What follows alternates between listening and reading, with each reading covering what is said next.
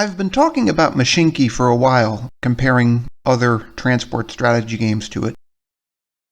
This is the official web page of Mashinky, which also doubles as the Wikipedia page. Actually, if we just went to the main site here. Yeah, well, the wiki is part of it, right? And it's award-winning. The alpha was actually introduced in 2017, and it's still officially an alpha, even though, as you can see, it's pretty well developed. I have really no objections to its completeness for what it is. We'll get into this more when we do the playthrough. I haven't actually tried the snow yet. I'm assuming you have to fiddle with the settings for that. But it does change the weather with the seasons. And, in fact, I'm getting to that next. Go back to the wiki here. It's very moddable. Actually, the developer, the primary developer, is a guy named Jan Zeleny, who's worked for Bohemia Interactive, among other employers. Actually, there's an interview with him here. I'll get to this later, too. But if we start this is by a YouTuber named Mashinky. But if you see, he's worked for 2K also, which is the current company supporting the Civilization series, which I've covered in other videos. But Mashinky is not a 2K project, it's not a Bohemia Interactive project, it's completely independent. And he says in that interview that he had to get contractual permission to develop it. And he says he was inspired by Transport Tycoon by Chris Sawyer, which I've also covered on the channel. Although, having said that, I would argue that the finished game is sort of what would happen if you crossed Transport Fever with Train Sim World. Not necessarily Dovetail Train Simulator or Microsoft Train Simulator, but Train Sim World, where you walk around the world. I'll show how that works when I do the playthrough. But basically, you can't get a Wikipedia page in the main Wikipedia in English about it, even though it's reasonably well known internationally as a transport strategy game. It focuses on trains, but you can build buses and trucks also. My own opinion is that those are not as developed, and again, from this interview, Jan Zeleny seems to agree. He talks a lot in the interview about how he's mostly the developer of the game engine because he hired other people to do the graphics and the music and so on. He's mostly a game engine developer, and he started working on the engine for Mashinky, which is unique, when he was in university, as a terrain generator. And the terrain generation features are still in the game, even though they're less sophisticated than they were originally. You know, compromises come in when you develop a game. And I would say for all the in-depth details he gives, watch this interview that you can see here from Vision Game. Because it would be a waste of everyone's time for me to just summarize the interview. I would say go watch the interview. So now I'll take a look at a mature game, as I did with Transport Fever, and I'll show you some of the peculiarities of the game. So if you start out by setting up your monitors and your language. The language also gives you imperial units if you switch to English. There apparently isn't any way to do English and metric.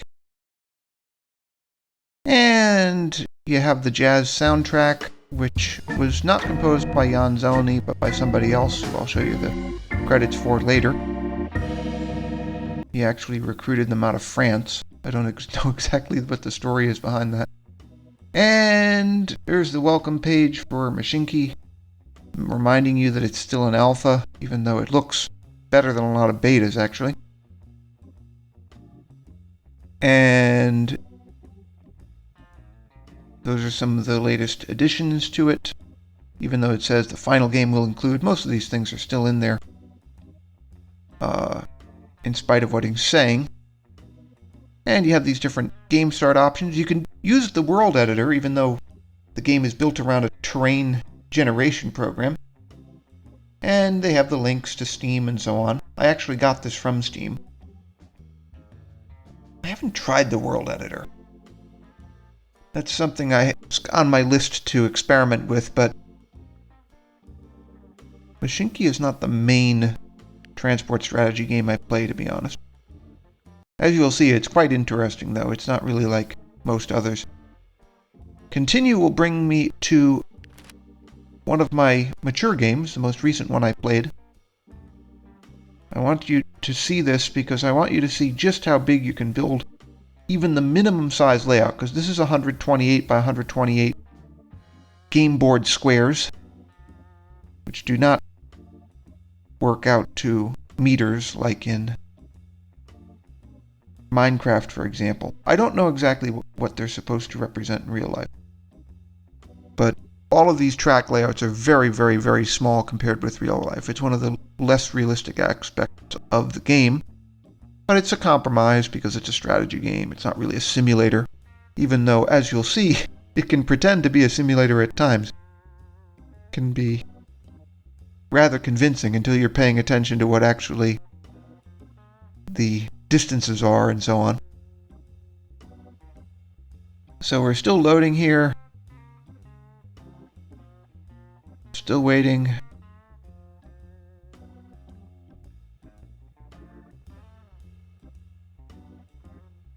So we're in game year 1985 in the electric age, which is not determined by chronology but by what you achieve in the game. I still have not set up freight routes for concrete and cement, and I also haven't set up the power grid yet, because those are the two things you're given in the electric age. And there are these different challenges they give you throughout the game that they call quests. So you get extra points or what have you whenever you complete these.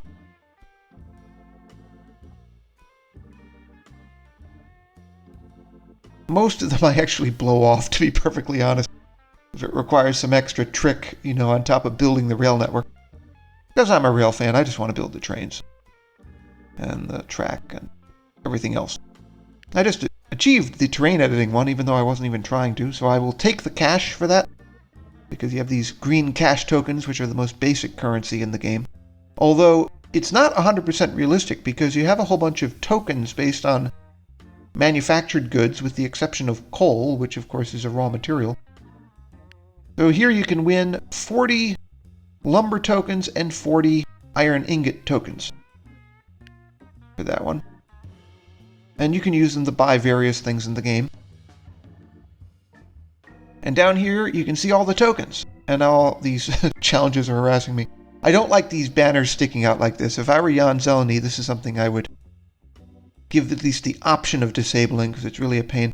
But you can have electric tokens, steel tokens, diesel tokens, iron tokens, coal tokens, and lumber tokens, as well as the cash tokens over on the left, which, as I said, can't buy you absolutely everything unless you set up your preferences that way. One of the more recent changes to the game is that you can go to all cash if you really find this innovative way of designing a game a little bit irritating.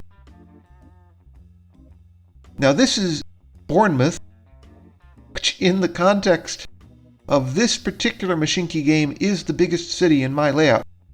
And I've already got it hooked up to the power grid there, partly because it's the biggest city. And there's a steam locomotive, because I have not managed to upgrade all of my trains yet. Been so busy building the network that some of my stuff is really old. And it's a 10-wheeler. I believe that's the Baldwin 10-wheeler, because they give you an option of a Baldwin or a Porter. We'll find out later. I find them adequate. They get the job done. But they're not... Because I can't actually look up those locomotives because they're no longer offered at this stage of the game. I've developed too far. But it's a 10-wheeler anyway. And in the beginning of the game, you use a lot of 10-wheelers.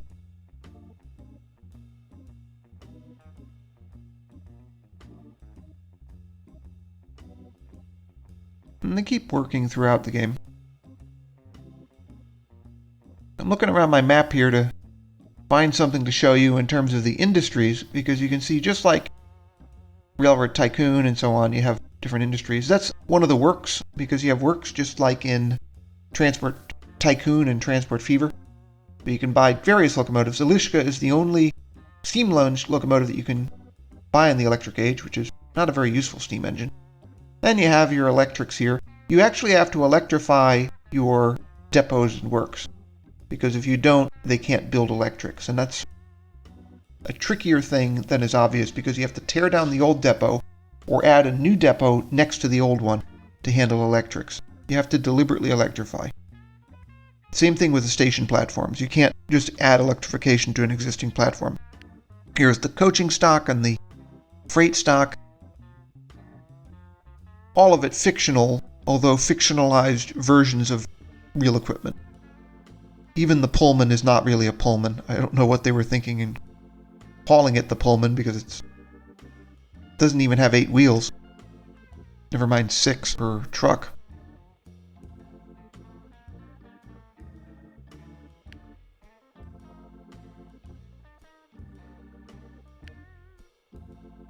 And what else have we got here? Well, there's an oil refinery. These convert crude oil to diesel. No gasoline at this stage of the game, or I think even in the stage of development that Mashinky's in now. Now, this one is not connected to the power grid yet. And in the electric age, Era 6, you start building your power grid. So I should probably do that. I should probably connect this to the power grid to show you how that works. This is a feature that I'm pretty sure Jan Zeleny copied from Open Transport Tycoon Deluxe, because it's not in the old Transport Tycoons, and it's also not in Transport Fever. It's borrowed in part from the idea in some countries that electricity and communications are sort of in the same category of services as transport. Although I haven't seen any telecom lines simulated in Mashinky yet. That might be coming later, in later alphas and betas and so on. You have to place these masts close enough together so that they connect, but you can't place them on top of anything else, which is kind of unrealistic a little bit. In the sense that you mix the power grid together with buildings in real life, but you have to put your masts on vacant squares in Mashinky. That's something I didn't understand at first, and I was very perplexed by that. So that also means you have to leave empty squares in your towns and industries to put them in if you want to electrify. And you probably want to electrify in the later stages of the game. Now I'm trying to connect it here, and I'm still having issues here. I don't know why it's not working. I guess maybe I'm missing a transformer, maybe? Put in a transformer and see how that works. Okay, I connected one building.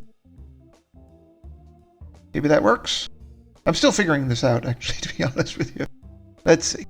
No, it doesn't work. I don't know why it doesn't work.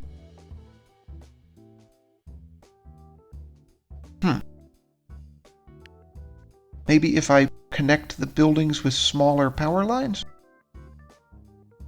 The local power lines? Let's see. Put them in. See, it looks like it should be connected, right? Looks like everything's hooked up. It's all marked in white when you move the cursor over it, which normally tells you that's live, or should be live. Let's look at this power line. Ah, there's my problem.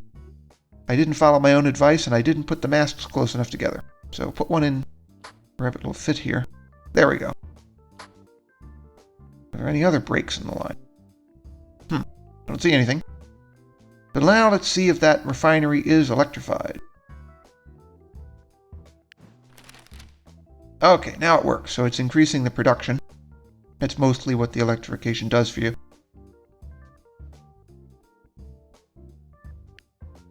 And let's see. tons of other industries to connect together, just like in Railroad Tycoon and just like in Transport Fever and Transport Tycoon. Now we're looking at the locomotives here again. Mostly what I'm running right now are diesels. There's the GP40P, which they are calling the GM40P. They've changed the names, I think maybe to avoid licensing issues. I find that a little bit irritating, although these are more authentic than the coaching and freight stock.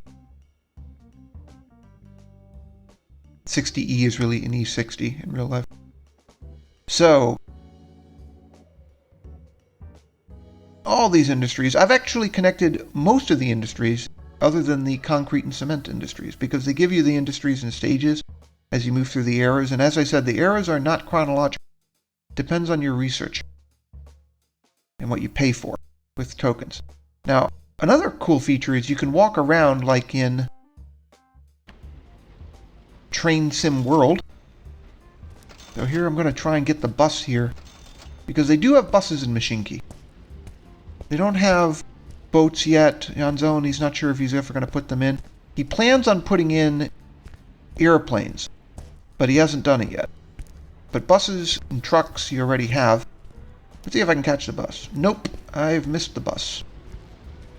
So, what am I going to do here for fun? I could get a train, but that train is pulling out, so I've missed the train also. What am I going to do now? That's a good question. Of course, I have to hop over these platforms because I don't have any passenger subway or bridge or anything. I don't think those are in Mashinky yet. I haven't seen them. You jump by hitting space. From the look of it, shift makes you run. I haven't tried to run yet. Maybe if I had run, I could have got that bus, but let's just walk around here. I love how the cobblestones look. Those are super realistic, even if the rest of the graphics are just pretty, even though they're not so realistic. In general, the ground is the most interesting modeling that Jan Zeleny and his assistants have done for this. So here we have an EMD F3, which they actually call an EMD F3, pulling in some European coaching stock here, various semi-fictional designs. I think I'm going to take this train to Burton-on-Trent. So it's going to go to Burton-on-Trent via York, totally detached from real-life geography, of course, just like in Transport Tycoon and Transport Fever. But they reused the names. I'm in a Rheingold Express first-class coach here, which doesn't really look first-class at all. It looks pretty rough, actually. This is what they call an SCF coach in the universe of Mashinky. It's actually not a coach even, it's a bistro, which they're calling a diner, which is not really a diner. But let's see what else we got on the train here. Yeah, we have the mail car. This is one of the larger mail cars, the SCF mail car. And see, the mail bags get put on. The freight has been modeled. So when you load up a train, you get to see the freight on board. They haven't modeled people yet. You don't see the passengers walking around. You can also go up in the cab of the locomotive. This is one of the most authentic things. The whole F3 is very nicely modeled and actually called an EMD F3. Just like the real thing, except for in terms of the physics. The physics are not realistic at all on any of these trains. Brakes are much, much too strong, and the acceleration is also a little bit too fast, although the acceleration is more realistic. Now, one of your options is you can hit the U key and take the train over. So here I'm controlling it with the arrow keys, and it's not realistic. But it's fun to drive the train if you feel like it. This makes it a little bit more like Train Sim World. You don't get to do this in Transport Fever, even though you get to ride along on the locomotive in Transport Fever. The gauges don't work yet. I wouldn't be surprised if Jan Zeleny fixes that in the future. But for the moment, none of the gauges are functional. Not even the Barco speed recorder there. I think I'm going to have to switch this back to autopilot before I crash it, though, because the speed limit here is only 50. So I just hit the U key again, and I'm back to auto mode. I'll go back to the train here. Play passenger again. Back in the bistro car here. It's nicely modeled. Not perfectly modeled. You can sit at the bar if you want. And back in the Rheingold Express car here, and back to the XCF coach, whatever SCF is really supposed to signify. Basically generic modern European coaching stock. So here we are in York. Although it's kind of hard to tell because the train is too long to fit in the platform at this particular station. There we go. We moved up a little bit. The bistro car, and you can actually see the platform. Now we're going to leave for Burton-on-Trent. This train actually goes all the way to Ayr. Again, nothing to do with the real-life geography. But Ayr is the end of the line on my fictional railway here. You can see the F3 there pulling the train out. The exhaust is there. That's semi-realistic since the old American diesels weren't particularly clean. There's one of the stone bridges you can build. You can build all kinds of bridges, actually. Some tunneling is also simulated. The tunnels are harder to do, though. All the curves are tighter than real life. It's a lot like a Lionel 027 gauge layout. Generally, these curve radii would not support a real train. I shouldn't say they're as bad as 027 gauge, but it's pretty close. Way too tight. See, that's much too tight for a real train there. Maybe a tram. So here we are at the Burton-on-Trent station. One of the irritating things is the station signs don't tell you the town. It's one of the things that Jan Zeleny hasn't figured out yet, or his modelers maybe haven't. But the town looks otherwise pretty realistic. So now the train is getting ready to depart here. I'm in the station. See the farmer's market there. And what else is there to talk about? I don't know. There's the post office. The post office is one of the things that gets simulated once you have mail cars. And you can build mail trucks too. There's the train pulling out with the doors on the mail car shut and all the other doors shut.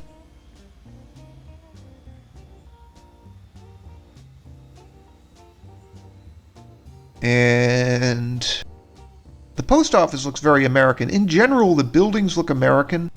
Most of the trains, not all the trains, are European. The F3 is obviously not European. It could be either American or European. The trucks are completely fictional. The buses are completely fictional, with the possible exception of the Blitz, the Opel Blitz. There's a very weird mix of European and American prototypes or inspirations. Those buildings generally look American, though, with some exceptions. The church probably wouldn't be seen in America, but most of this stuff is really fiercely American looking, if that's really a way of describing it.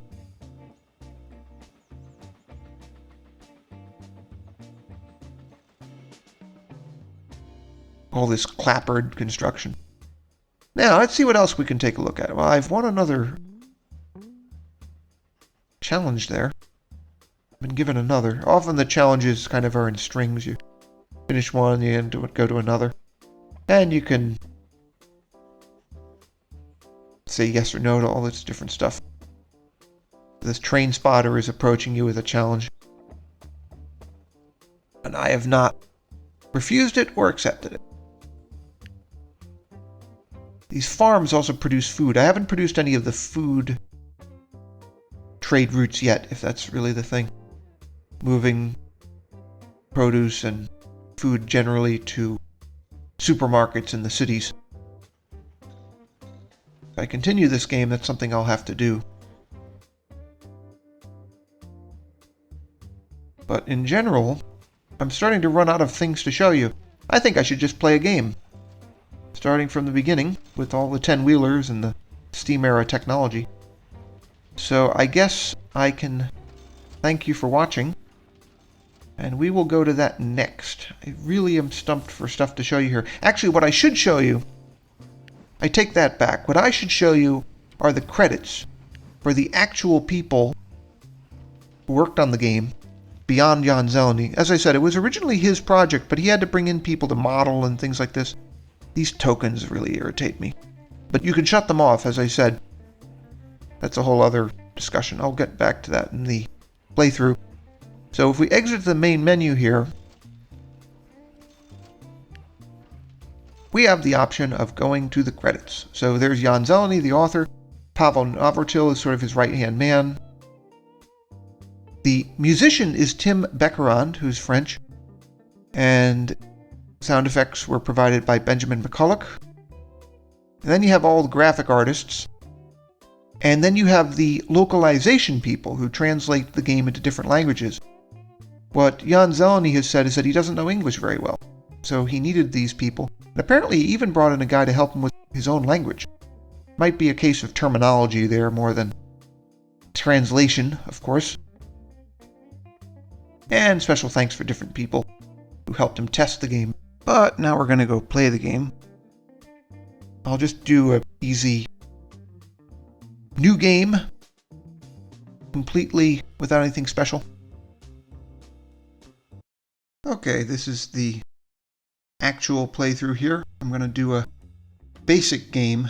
Probably will be longer than I prefer. I'm going to do Alpine, not Wild West.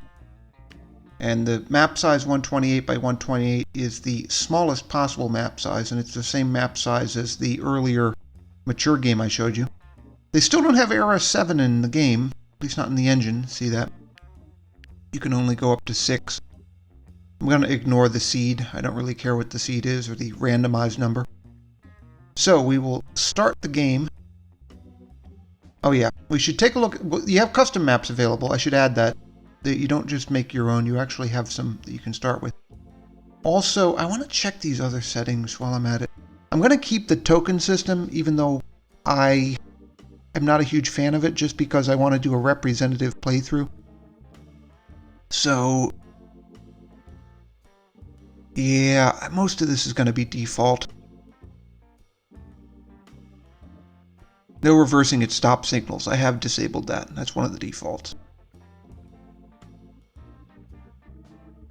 Town names apparently are set to United Kingdom. That wasn't my intention. I was thinking of going with default.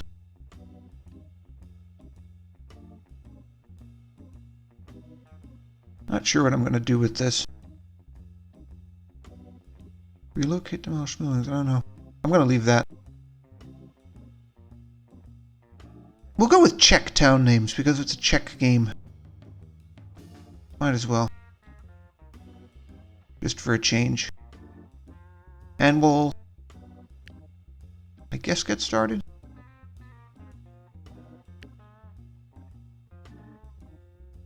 I'm going to treat this the way I treat Transport Fever and a lot of these other games, is that I'm going to build a passenger route by rail between the two largest towns. That's going to be step one for me. One of the annoying things about Mashinky is they always start you in play and not in pause. Even if you saved at pause. It's not something I'm thrilled with.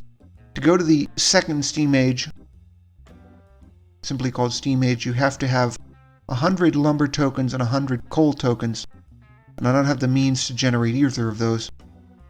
They're saying, click the OK button to read about the quests. We already talked about the quests, but I want to get this out of the way here.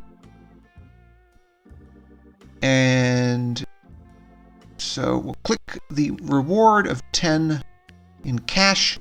And so we're starting with 2010 cash instead of 2000 cash. So let's find the two largest towns. Kladno is level 12. Melnik is 14.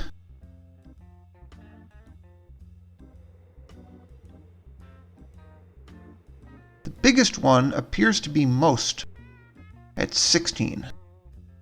So it will have to be Most to one of the other cities. Praha, or Prague, is only 14 in this because it has nothing to do with real-life geography. Maybe just because Prague is Prague, we will connect Most and Prague. And then we have Vlaška and Heb. Those are our towns. Because the map is only 128 by 128. We don't have that many towns. Now, they're wanting us to do this quest with camera control, so I will try to get that out of the way. I'll follow all these instructions for control.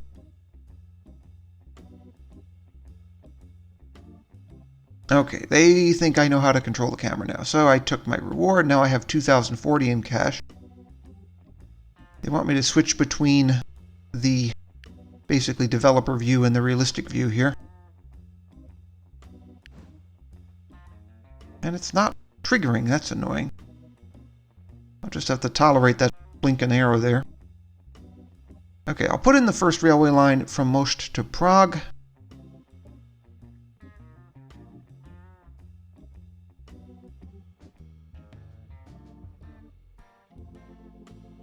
It's taking me a long way. There it is.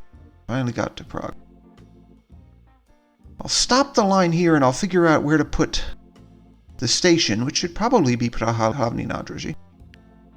We put in Praha Hlavní nádraží here. Looks like I haven't exceeded the maximum platform length. But I do if I go that way, so I gotta just connect it with a track here.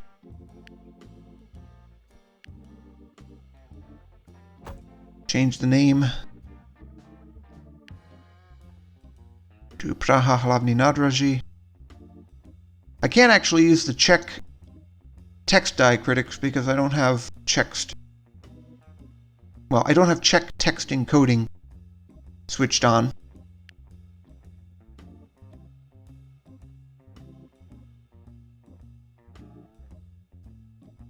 Extensions. Might as well put a waiting room on. The waiting room is essentially your station building. One of the things that I find a little bit irritating about it is that it has signs on it that say waiting room instead of whatever town it represents. The other ones I can't actually add, the other add-ons, because I don't have the correct tokens. So I will settle for a waiting room at Hlavní nádraží for now.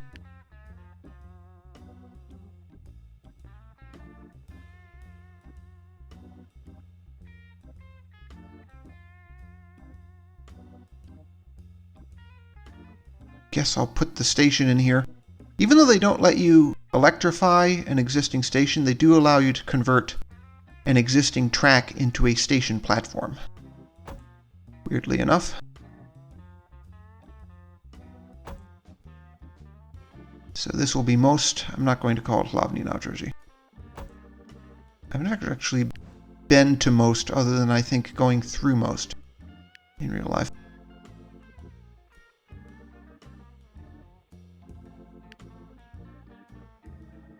So, we've named it. I will add a station building, and looks like I have to knock down a house to do that. Because I don't want to put the station building on the outside, because then I'm going to have to tear down the town. I have to add additional tracks. Certainly not what I want, even though at this early stage, this is going to be a single track station.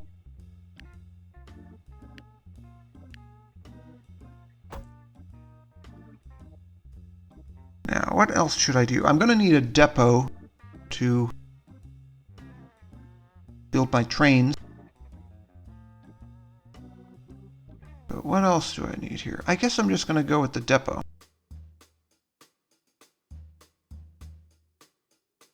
Placement of these depots is always a little bit tricky. I will probably pick a location that I will later regret with this.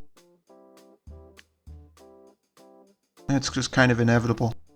When I play these games for a longer period, I'll sometimes demolish and relocate these, but I don't want to waste any money in this early stage of the game. So we will make this Depot Vershovice, which is one of the real-life depots for Prague.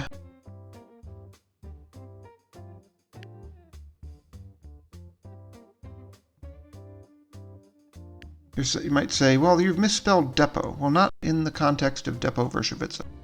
That is how it's spelled.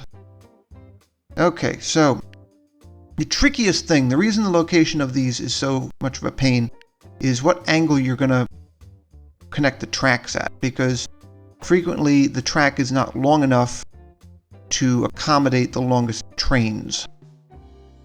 I am not already dissatisfied with this access track here, so I'm going to redo it.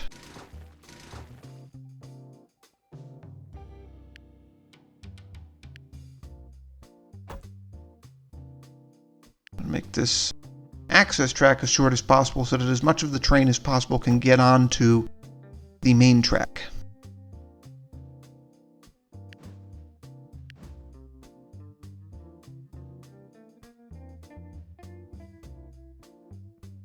That's not giving me any credit for my first passenger run because they want me to run the train to Melnik. So I guess what I'll do is I will build 2 passenger lines. Instead of just Prague to Most, I will also have a passenger service to Melnik. But for the meantime, I will build the necessary train to connect Most, that I don't forget to later after I'm out of money. So as you can see, you select your locomotive or engine, and then you select the wagons to go on it. And just like in Transport Fever, you can move these around so long as they're in the depot. I'm going to put 5 coaches on this train, even though it's kind of unnecessary, because I'll want them later, after the traffic picks up. Now, it's not letting me select the station! For the schedule, under Orders, it's because I need to click that, the plus sign by the station sign. I find that to be one of the more irritating user interface features of Mashinky. I'm not going to load the trains completely at each station because that's not ideal for passenger services in a game or in real life. I'm not going to start the train, as I would have to do in Transport Tycoon and Transport Fever, because I want to send these trains out onto the line in a particular order so that they don't interfere with each other. Now, this station throat that I'm building, I'm building 1 platform for each passenger train to clarify what I'm doing here. So the train to Melnik will use one, the train to Most will use the other. That way we don't have conflicts. But this throat, I'm pretty sure, will not work the first try. And this is because the signaling in Mashinky doesn't really make any sense. It's more based on highway traffic lights than block signaling. And I find that basically to be unsatisfactory because you can almost never get it exactly right and will certainly not get it to be realistic most of the time. But in any case, I will do my best here. So we'll put in a station platform for Melnik. That's the maximum length. And we'll connect it with the track here.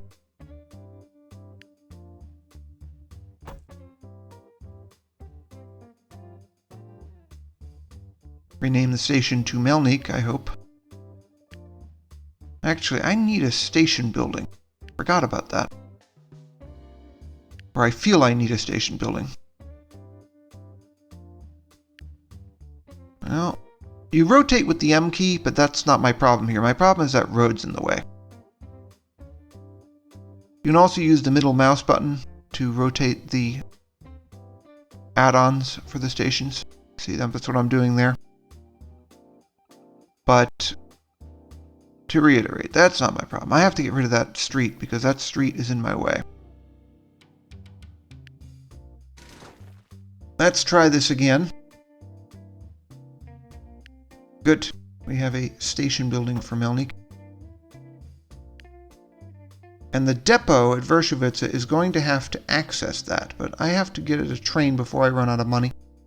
It's important to think ahead here about what my mistakes will be, among other things. We put on the same number of coaches because Melnik and Most in this scenario are almost the same size. Melnik is actually 14, so it's the same size as Prague. So 2 levels smaller than Melnik, but not radically different. These are generally small town sizes at this early stage of the game. So, Pavel Navratil to Melnik. To use the plus button again there. But I also have to rename Melnik. Forgot to do that earlier. I kept saying I was going to do it, and then I didn't do it. And clicking that button doesn't do anything. It just tells the AI whether it's near Melnik, and it should be near Melnik, so I want that depressed. So Melnik, without the check diacritics. There we go. And again, I'm not going to activate the train yet because I have to figure out how I'm going to get that train down there. And the other problem is I want to put in freight lines so that I can get some lumber tokens, which are, along with coal tokens, one of the only 2 tokens you can get in the first era of the game. So we have a toolworks there. We have a couple of lumber mills, 3 logging camps, it looks like, and 2 coal mines. So I will connect one of the logging camps to one of the sawmills, and then attempt to connect that to one of the tool factories. Because the tool factory will actually produce the lumber tokens and the coal tokens. I know that doesn't make any sense, but this is one of the abstractions of this game and one of the reasons why I am not totally sold on the thinking behind it. I think it's a nice game, but so far I think I still prefer Transport Fever. But we will at least show what Mashinky can do here. So I am going to name this the Clodno Logging Camp, for lack of a more imaginative name. Easier to remember, certainly, for later. I can't actually afford the freight station because I need to spend lumber tokens, and to get the lumber tokens I need to finish this line, so that's not going to work. So I will put a station platform in for the sawmill,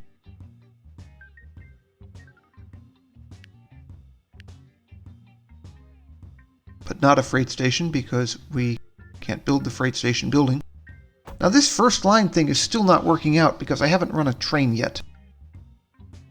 This click on the depot you built, I am skeptical whether this is going to click me to the next stage of the quest here. I think I'm wasting my time, but I'll try it anyway. Just for demonstration purposes, because this is a playthrough. Anything? Nope. That accomplished exactly 0. Let's go back to building this freight line here. So we will call this loading platform by the lumber mill Prague Sawmill.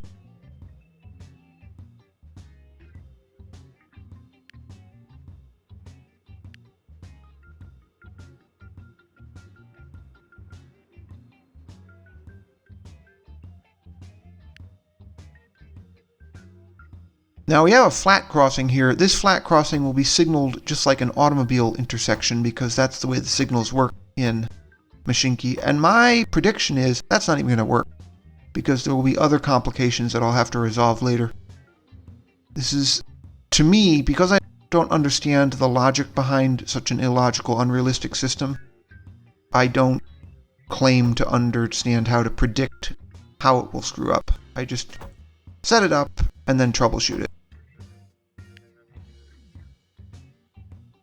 Because a lot of this stuff doesn't make any sense at all from a block signaling standpoint.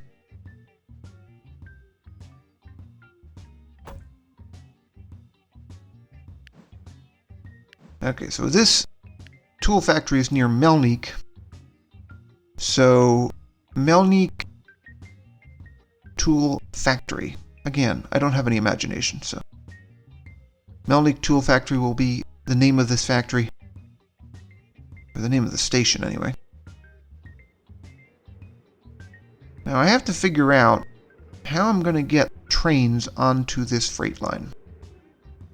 Shouldn't be too difficult, but I have to plan it because that flat crossing will not allow a 90-degree turn. The other thing is I'm going to also want to send coal to this tool factory.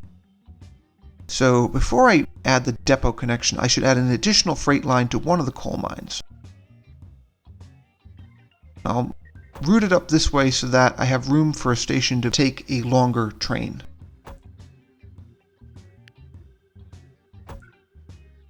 If I want one. Meanwhile, I should clean up the signaling up here, not to make it realistic, but to make it compliant with Mashinky's demands, which are, like I said, similar to a highway traffic light. They're certainly not in line with block signaling standards. I'm going to have to finish that later. I have a few signals in anyway. So I need to curve this freight line around to get down to this coal mine here.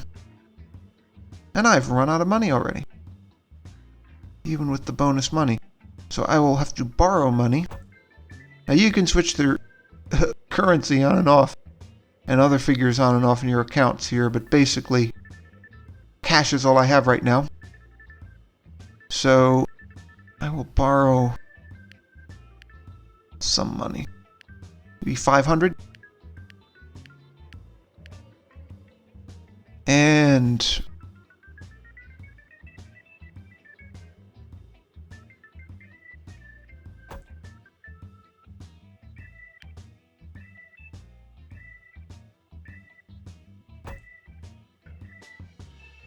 I'll give this station a name. Melny Coal Mine, maybe?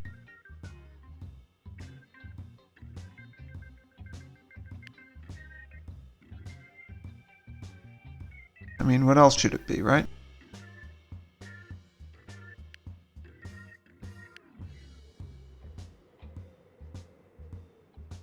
And let's see what else I have to do. I still have to figure out how to get that depot to connect. That's going to be one of the most difficult challenges of this. I should have put that depot way further back, but then it's not really in Prague. I don't know.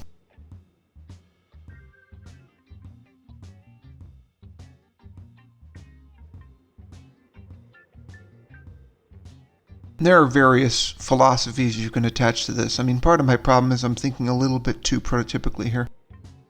Because Mashinky is not a very realistic simulation of how a railway works. It's sort of a game more than simulation, even though there's some pretensions to being a simulation. I'm going to build the coal train first here. These Talbot coal wagons, completely fictional as I can understand it, although based on the real thing, are purchasable by cash only, which is exactly what I need right now, because the Linz coal wagon there requires lumber tokens. I don't have lumber tokens.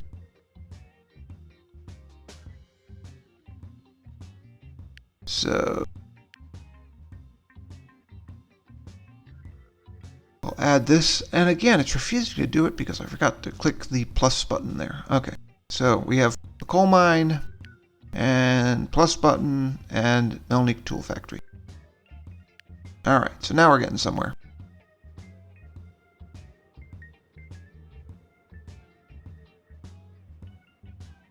That flat crossing is unsuitable. I need to put in an additional access track there for the purposes of the depot sending the train over. I'll try to wing getting these signals in where they're supposed to be. It's always a little bit tricky because they have a lot of trouble keeping track of more than one intersection at once. In real life, that wouldn't be a complete non-issue given the doctrines of block signaling. But with Mashinky, it keeps you guessing because they are arguably unreasonable, certainly not realistic.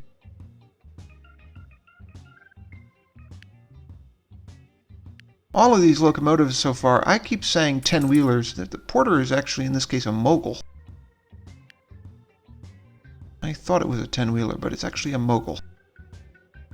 Porter built all kinds of different locomotives, though. Porter were a manufacturer. They were not a class of locomotive. They built a lot of small locomotives for industrial buyers and short lines and so on. So these moguls, I guess, not 10-wheelers, will be the backbone of my fleet in this stage of the game.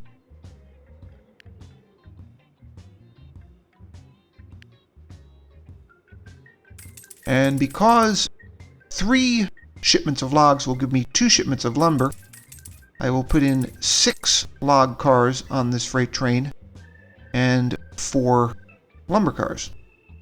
And this will make it the longest train that I build before the start of operations here. will probably present a few issues for fitting into the depot tracks and the stations and so on. I predict that this is going to require some improvisation to get it to work.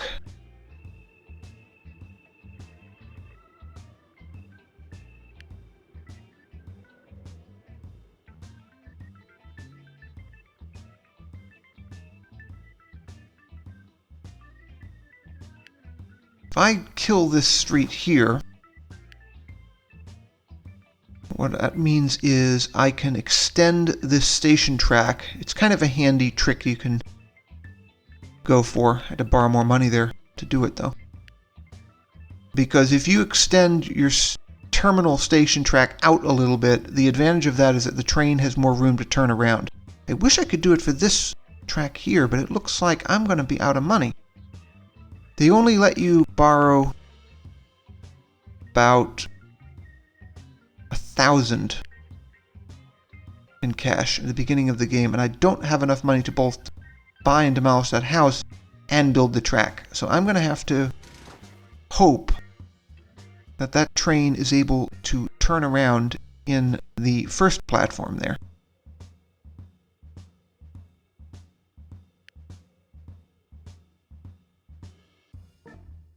So I will start the coal train first, get the coal train out of here, and that will also give me a chance to fix all these signals, because this will not work at this stage. This is going to be a little bit of a struggle, I think. The red track there kind of indicates that the train is having trouble pathfinding a little bit. Doesn't always mean it will be unable to find a path, but it means it's having trouble. Maybe it's supposed to mean it always has a problem, but I've found that it's just a clue.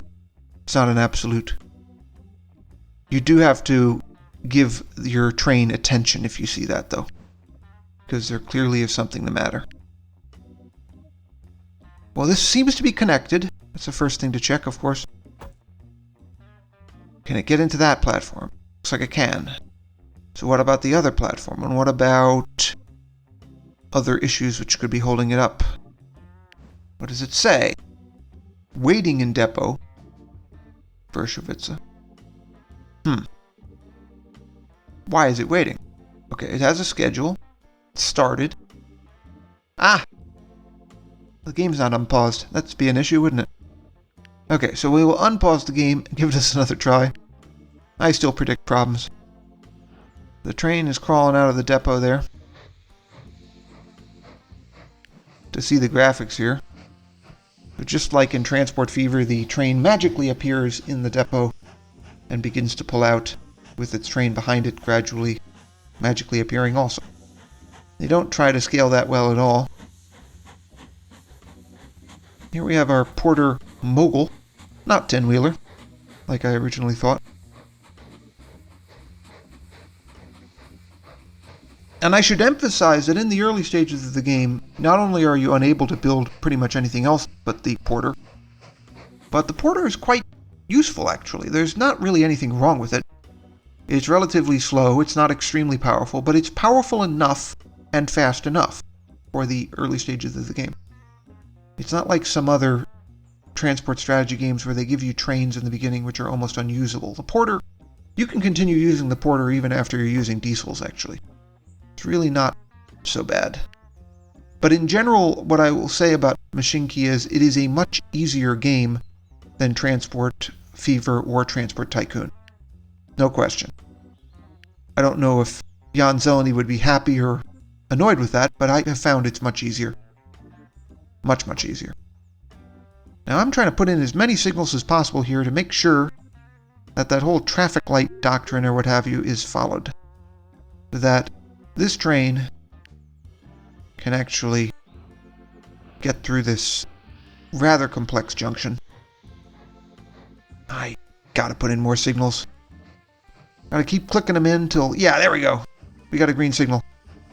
Alright, so I'm gonna turn the train around again. And it's crawling and it's giving us the red track again, which suggests that there's still something amiss.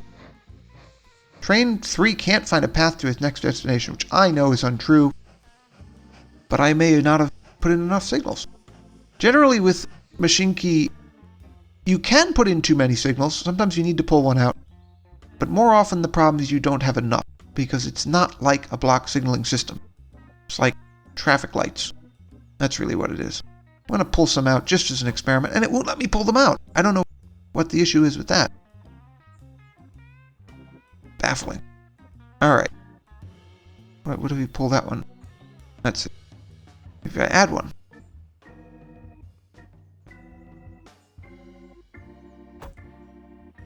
I put in a new track there, which enables me to pull out the old signal. I put in one signal there. I am sure you will find this all very annoying too when you finally try Mashinky, even if you end up liking the game in the end. I will reiterate that I think this is something that should have been implemented better.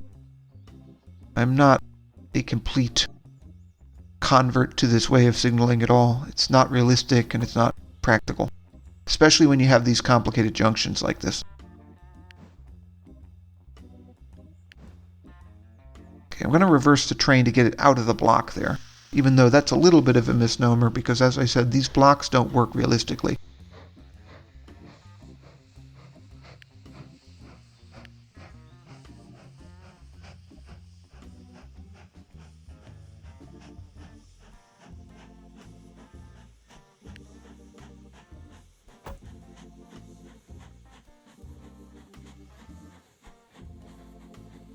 Maybe if I just force it to go through by pulling out the rest of the junction and rebuilding it later.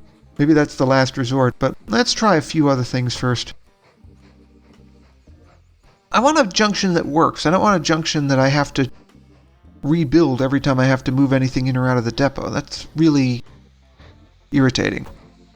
Okay, so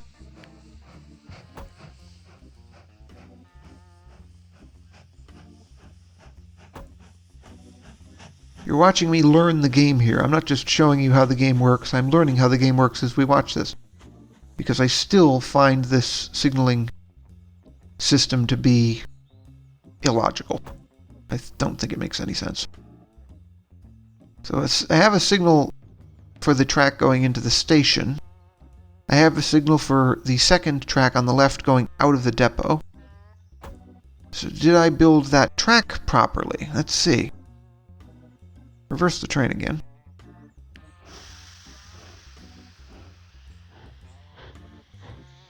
Of course, normally when I would be doing track construction, I'd have it in pause, but I have it in play because I want to see what the train does with each change that I make here. Maybe what I should have done is move the depot back, but I'm being very, very stubborn about this. I want this to work. I don't want to have to rebuild the depot, especially because I have a bunch of trains stranded in it now. I have to rebuild all the trains, and I'm out of cash, so I can't really do that. Probably shouldn't have put it so close to the station to begin with. I guess maybe the lesson of this is don't feel squeamish about putting the depot way out of town, because it doesn't look like putting a depot in a convenient location is really convenient at all. Alright, let's build this track here for the umpteenth time. Let's see if it connects there. Put out all this other junk here. I'm just going to do the last resort of building a dedicated track just to get the train out of town and ignoring the fact that I've just destroyed my whole junction here. One more try here. I'm not sure if it's going to take the curve properly. That's my issue here. I'll put in some signals. Let's see what it does. Looks like it's giving it green. But we're already in play and it's not moving. Okay, there it goes. Speeding up the game timescale here to avoid wasting as much time. And it's stuck again. That signal is red for no good reason. Now it's run the red signal, which it's not supposed to do. It's struggling to find its way into the station, and then it is stopped again. This makes no sense at all.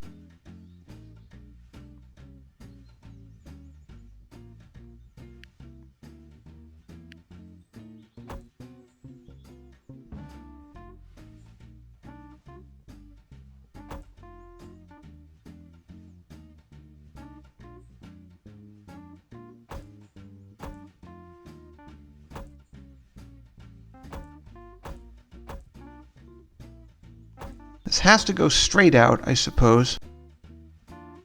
Now it will not be demolish my junction and build the dedicated track out. What's the matter with that? I don't know what to do now. Just pull out all the extra stuff, maybe? Because it really isn't extra, but it's in the way. Still won't let me do it. Let's see. How close can I get? Oh, that doesn't work. Pull everything out again, even more so. Completely destroy my junction here, and then just do a track straight through. See if it'll let it do that. It still has a red signal. Look at that. Reverse the train again. Goes back in the depot. Now it's briefly green and then it goes to red. Why is it still red? Somehow it runs the red signal. Runs another red signal. Doesn't make any sense. None of this is... Okay, now I see. It wasn't reading a red signal. I'm getting the colors confused here. Okay, so that actually worked, even though it was a tremendous struggle to get it to work. So now I will try to rebuild this junction here, and we'll see whether we can get the other trains out or not.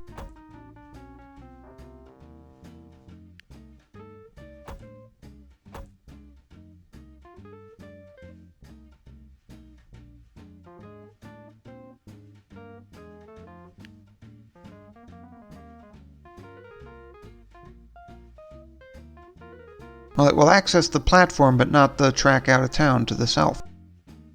Alright, I'll put that connection in. Now what am I going to do? Some of these signals will have to be pulled or moved, it looks like, even if I still need, like, the ridiculous amount of signals. Will that work?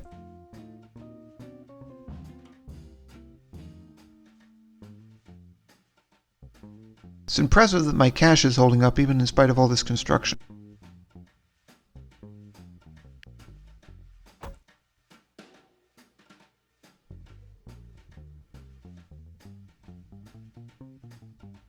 Building tracks and signals is vastly cheaper than building buildings. Real life, I don't think that would be true, but in the Mashinky universe, tracks and signals are much cheaper than buildings. Let's get this train further out of the way here. Why is it going to Melnik? I didn't tell it to go to... yeah, I see what the problem is. I haven't put in a correct track to access the coal mine here. That's only a flat crossing there. That's not a junction. And we'll build a junction then. Over-signal it as before to get around the weird way in which signals have been done here. Somehow it's working, even though it doesn't seem to have enough signals.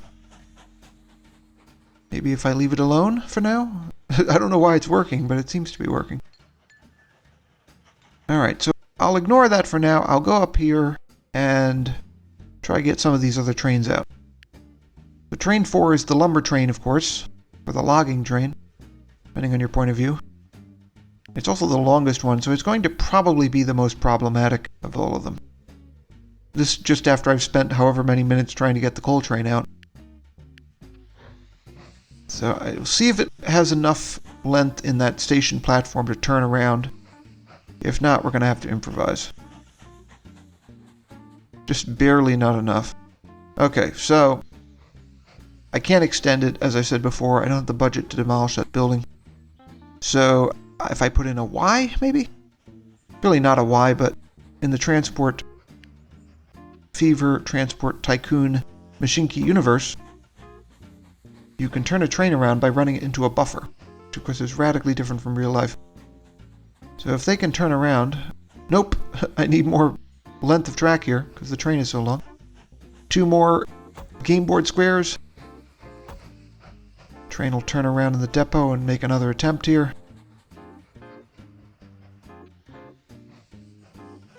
Of course, then the question is whether it can get out onto the line there. We'll see.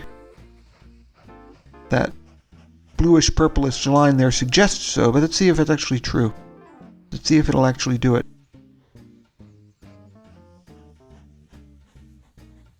So far, so good. Now let's see if it really makes it to the logging camp. Because that is so important that everything else is kind of irrelevant.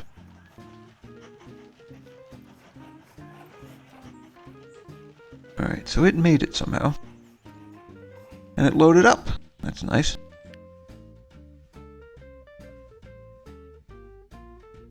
Okay, so we're back in pause, and we will take care of the passenger trains now. So, train 1 to Most. I'll speed up to maximum game speed again to see what goes wrong without wasting a lot of time.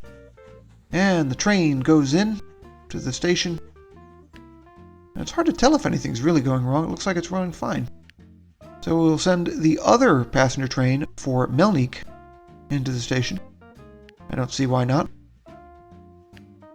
It'll have to wait for the Most train departing already, with the first load of passengers here. Which is also good news. It means it's working. But that signal looks like it's not. What's going on here? I gotta look at train 3. Oh yeah, train 3 doesn't even have a schedule yet. Or no, it does. It doesn't have the full load, though. What am I thinking of?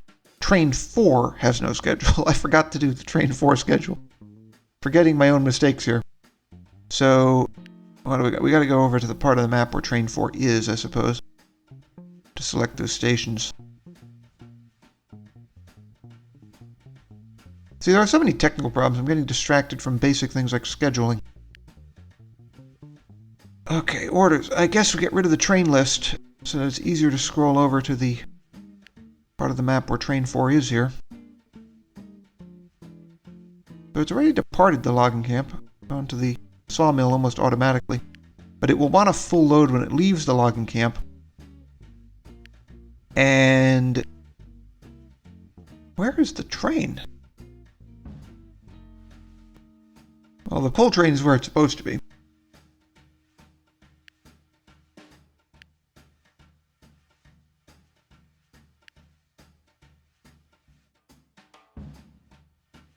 Maybe if we let the game run here. Will train 2 take the platform the way it's supposed to? Big question. So it's loaded up. And now what?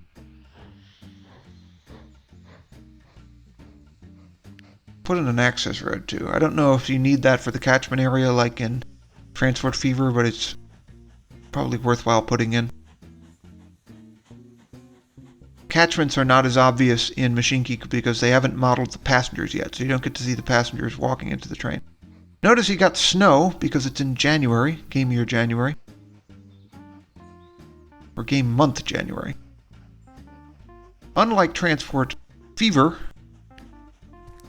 Transport, or rather, not Transport anything, Mashinky has seasons and weather. Not so much rain, but snow, definitely.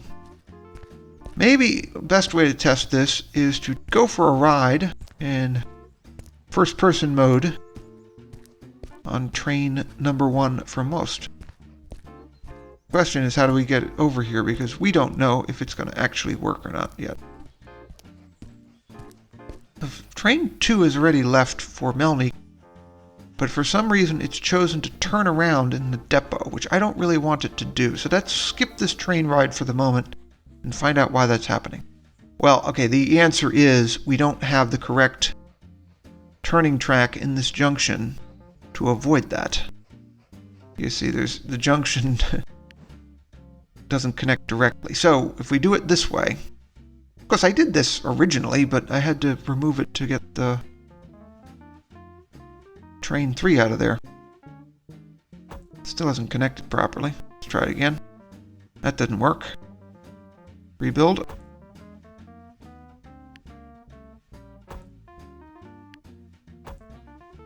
Yeah, I just had to pull the signal out. Okay. But we have to put the signals back in because otherwise this is not going to work. Put a signal there. Put a signal there. Now that train, the signal there. Actually, the train is going to have to double back into the station anyway. What else do we have to do here? I think it can actually run normally to Melnik from the look of it, but this is going to have to be signaled here, because otherwise it's going to be red signals up the line. Alright. Now where is train 1? Is it? Okay, it's full of passengers. It appears to have a straight shot through to Prague. So I'm going to give it the benefit of the doubt for now, that it will work. We'll go back to first-person mode here to take our train ride, and we'll hope that train 2 does its own thing. And we'll even be able to watch it here at this end of the line, because it will probably be on its way before train 1. Actually, it's leaving anyway. So we're going to have to check the junction later. Just going off to Melnik, really exactly the way it's supposed to do.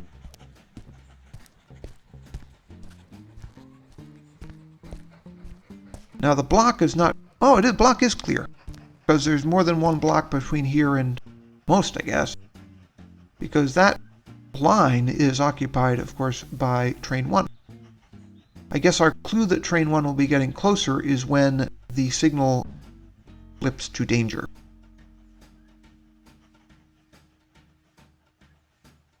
But that might take a while because these are 40-mile-an-hour steam trains. Porters.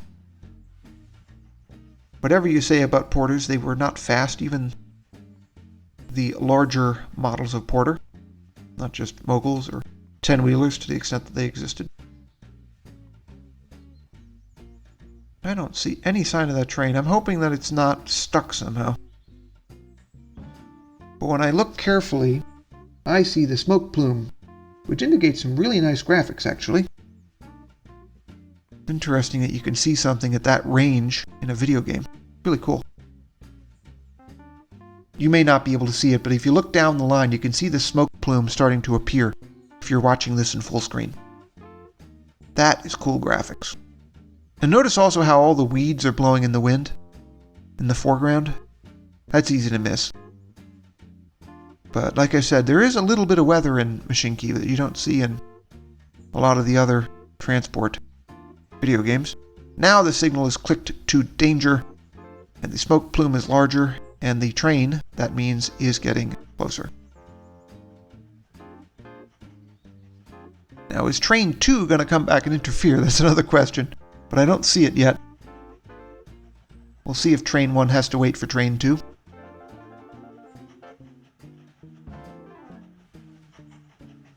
But train 1 is taking the other platform, which I wasn't anticipating. I guess it makes some sense logically, because the line to most is further to the north. Now I'm going to try the running feature.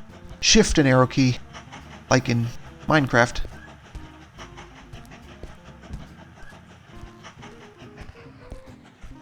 Because I don't want to miss my train. So we're on board with the E key. And we're in a pretty Czech-looking passenger car. These luggage racks are very prototypical for the Czech Republic, actually. Or Czechoslovakia in the old days. I haven't seen those in too many trains in other countries. It's a very Czech design. There's train 2. It's going to get in our way now. So our train has to wait for it. But not as much in our way as I thought. It's not crossing our path. It just has to get into the other platform there. And the way the signals are set up, it doesn't let us just pass it. Another problem with, arguably, Mashinky. So we're pulling out here. I can also explore the train a little bit, although all these coaches are the same design. You can go up to the locomotive, obviously, and if you want, you can take it over. I'm not going to take it over here, but that's what the porter looks like in the cab. Not super unrealistic, not super realistic. A lot of these models remind me a little bit of Tin Plate, actually. I've always thought that. Transport Fever doesn't have perfect realism either, but it's maybe a little bit less tin platey, if you will.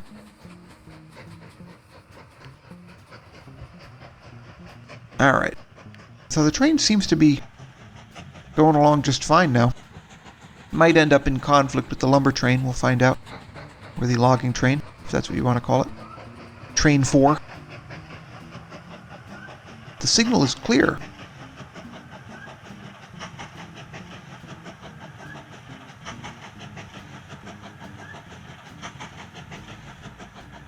And of course it flips to danger when we pass it, which is realistic, to be fair. They're going the full 40 miles an hour here. And that's what counts for a high ball in this train. The basic tracks that you start out with in Mashinky have a speed limit of only 50 miles an hour or 80 kilometers per hour, depending on whether you're using metric. And so you can't really go too much faster than this anyway. 25% faster.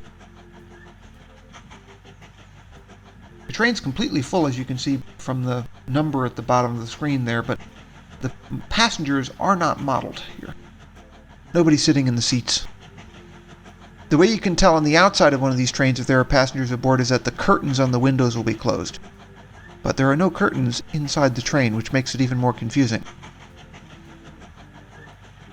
That's, I guess, one of the unfinished aspects of Mashinky, is that the passengers have not been modeled even though the freight has been. The scenery is really nice, and realistic for the Czech Republic anyway. This is more or less what the Czech Republic looks like, as well as, for that matter, a lot of parts of New York State, where I'm from. A lot of New York looks just like this, especially with the buildings. The buildings do not look Czech at all. These are very, very American-looking buildings. Even that church looks American, actually, to be fair. Not all the churches in Mashinky do. The station looks a little bit more Czech, because of the stucco, which was never as popular on American train stations. So I'm not going to get off the train here in Most. I'm going to wait for the train to turn around and see if we can make it back to Prague without a problem. My prediction, cynically, is that we will not. We'll probably get stranded somewhere along the way, and I'll have to clean up the signaling yet again. So here we are up in the cab of the Mogul, the Porter Mogul. And that's a very nicely modeled town, I think. Although I would argue again, the only thing that really looks Czech about it are basically the station building and the streets. Everything else looks very American, actually. The landscape could be New York, or it could be the Czech Republic. It could be any number of places with a temperate climate. Very pretty. I mean, not 100% realistic, but it's a very nice artistic way of portraying the Czech or northeastern U.S. landscape. They're saying Alpine. I don't know if that really looks like Switzerland. It's a little bit more debatable, but it definitely looks like it could be the Czech Republic or northeastern U.S. Let's see. The train's picking up speeds up at 40 miles an hour again, so that's not bad.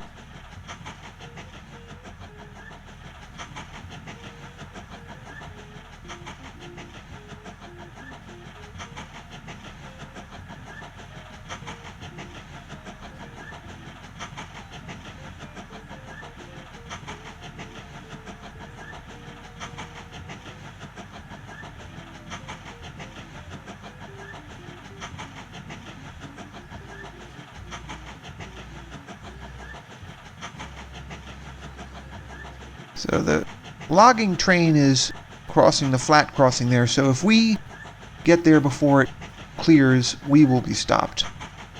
And that's the way it should work. So no need to panic at first. That logging train looks to be clear. So our signal should click to clear if this is a working junction, but it has not, which suggests that I have screwed up the arrangement of these signals somehow. I don't know how. I guess I'll get off the train and take a look.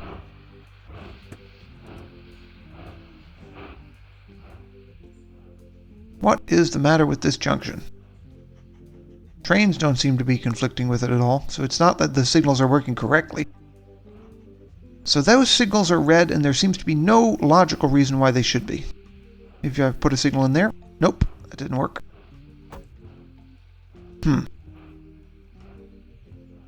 What is the matter with this junction? Is there any problem down here? Well, I mean, the line is being blocked by train 2, but that shouldn't be a problem because it's more than a block away. That shouldn't be... I mean, the fact that the train is blocked there is an issue. I don't know why it's stuck. It's another problem. Let's fix that while we're at it. Because that's going to have to clear before we can get into the station anyway. But what's the problem is the question. See, you have to put signals in all kinds of places where you really logically shouldn't have to put them in Mashinky. If we put a signal there, that helps. Maybe. No. Yes, no. So our train here is pulling forward, but the next signal is at danger, which doesn't make any sense. Because there are still some blocks between it and the train 2. So that doesn't make any sense at all. If we put a signal here, what does that do? It doesn't do anything.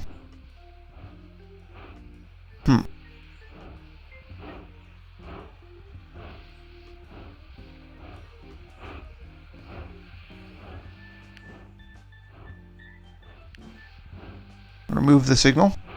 Move it back. That doesn't work. Kind of wasn't expecting it to.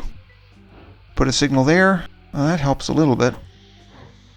It's certainly not the way you would signal it in real life by any stretch of the imagination. Let's see. Yeah, I guess you have to have a full set of signals for every single intersection or junction of more than one track, which is not the way it's arranged in real life. Obviously, you have detection devices on all of them, but signals on all of them, not necessarily, because you don't want your junction being snagged up by one train, preventing another train from doing its thing and ending up with the two trains blocking each other.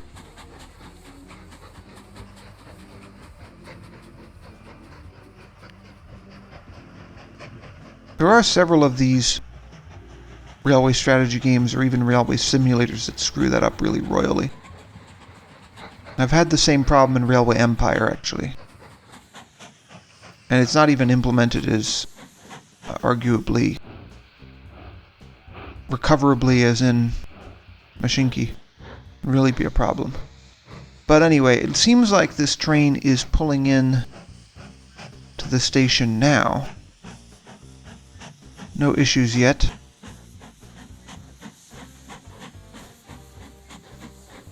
So, train 2 is heading off to Melnik there.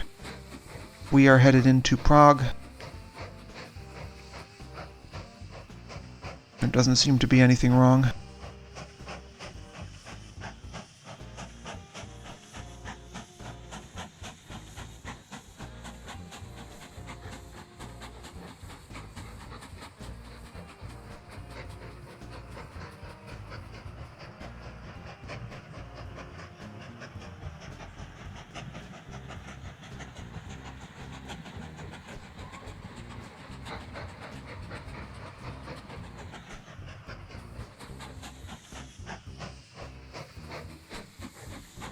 So it unloads the passengers.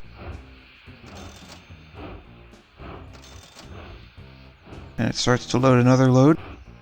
Might as well just get off. So, yeah. Train 1 works anyway. It's just flipped around. It's departing. The question is, will it ever make it out of the station at this rate? I would like to know that. Now, delivery of logs is not progressing very quickly, although it is progressing. The first passengers were delivered to Melnik, so I can collect that reward. We get awarded some lumber tokens and some cash for the first line, which included the delivery of first passengers. Delivery of coal, for some reason, has not been delivered at all. That doesn't make any sense. I thought I saw 60 units of coal being delivered earlier.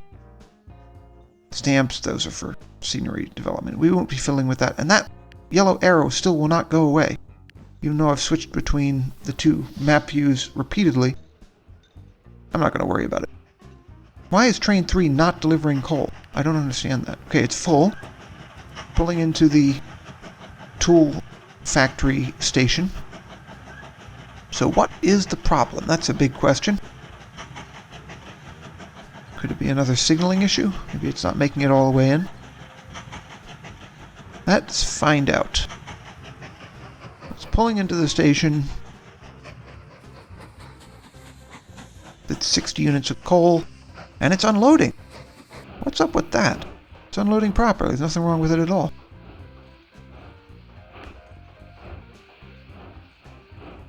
Yeah, the coal wagons are all empty. Okay, now it's recognized 60 delivered. I don't know why it didn't recognize it earlier. Okay, so we'll look at the logging train and see if that's working. I mean, it was delivering some lumber. So it's got a full load of logs here going into the sawmill station here.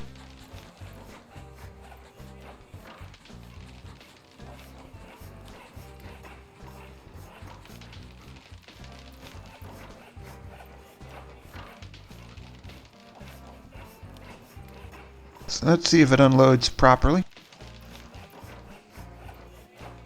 Okay. Looks pretty good. Nothing obviously the matter. Why is that button still like that? I don't understand. If I use the space bar the way it's telling me to do, construction in realistic mode, it still does not work. Okay, so lumber is being loaded in this train. Will it be a full load? That's a question. Yes, it's completely loaded. Fully loaded. And it's pulling out. These porters have a little bit of limit on their pulling power. They have less than 1,000 horsepower. Less than 500 horsepower, I think, actually. But somehow, in the Mashinky universe, that is just enough to get them and their relatively small trains to their destination. And they'll go over 30 miles an hour on the level. Again, I don't know if the physics of that are really realistic. These trains in general are a little bit too fast for the technology that they're trying to portray. Like, these trains in real life would be probably good for closer to 20, or even less than that if they have a heavy load. But anyway, it's a game. Alright, so we have the 22 lumber tokens already from the awards earlier. Let's see what we get from the normal course of business here. Can't get the whole train into the platform, it's already maximum length. But it will unload anyway, because this is a game.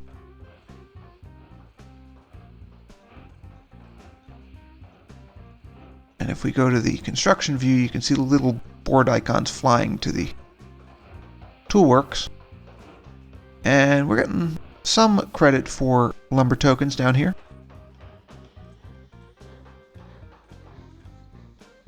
And the train is returning to the logging camp. And everything seems to be set up more or less correctly.